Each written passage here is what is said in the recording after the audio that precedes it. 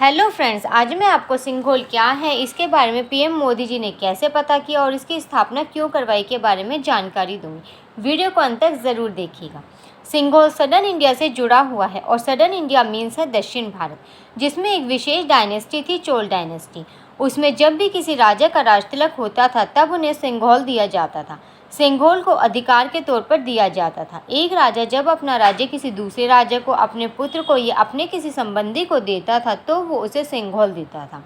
तो इसका मतलब था कि वो उसे अपनी शक्ति, अपनी वैधता दे रहा है।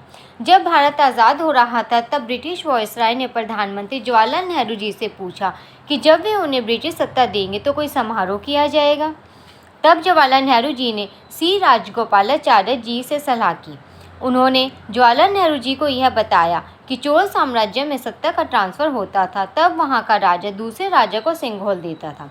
फिर जवाहरलाल नेहरू जी ने इसकी जिम्मेदारी सी राजगोपालाचार्य जी को दी और उन्होंने तमिलनाडु के सबसे बड़े मठ के सबसे बड़े प्रीस्ट को बताया और उन्होंने सिंघोल को चेन्नई के कलाकारों को इसे बनाने का कार्य सौंपा था। सिंघोल की लंबाई अप्रॉक्सीमेट 5 फुट की है और इसके ऊपर नंदी की संरचना देखने को मिलती है और दक्षिण भारत में नंदी को न्याय का प्रतीक माना जाता है, मीन्स सिंबल ऑफ जस्टिस माना जाता है। इसलिए इसे भारत के पार्लियामेंट में स्थापित किया गया है। हमारे गृह मंत्री श्री अमित शाह ने 24 मई 2023 को बताया कि जब 28 मई 2023 को पीएम मोदी जी नए पार्लियामेंट का उद्घाटन करेंगे तब सिंघोल को संसद के लोकसभा के स्पीकर के पास स्थापित करेंगे। पर क्या आप जानते हैं कि पीएम मोदी जी ने पार्लियामेंट में सिंघोल रखने का फैसला क्यों किया? एक इंग्लिश न्यूज़पेपर के अनुसार एक फेमस डांसर पद्मा सुब्रमण्यम ने 15 अगस्त 2023 को एक लेटर प्रधानमंत्री कार्यालय को लिखा था। उसमें उन्होंने सिंघोल के बारे में बताया था और इस इंफॉर्मेशन को सार्वजनिक करने को भी कहा था। तभी से पीएम मोदी जी ने सिंघोल के बारे में जानकारी प्राप्त करने के लिए कहा। शोधकर्ताओं को जैसे तैसे सिंघोल के बारे में जानकारी मिल रही थी, वैसे वैसे उन्हें इसकी भव्यता के बारे में भी पता चल रहा था और ये भी पता चला कि चांदी से बने सिंघोल पर नंदी बना है और इस पर सोने का पानी चढ़ा हुआ है, जिस पर महंगे आभूषण भी लगाए गए हैं। जब पीएम जवाहरलाल नेहरू ने इसे लिया तब इसकी कॉस्ट अप्रॉक्सीमेट 15,000 रुपये थी।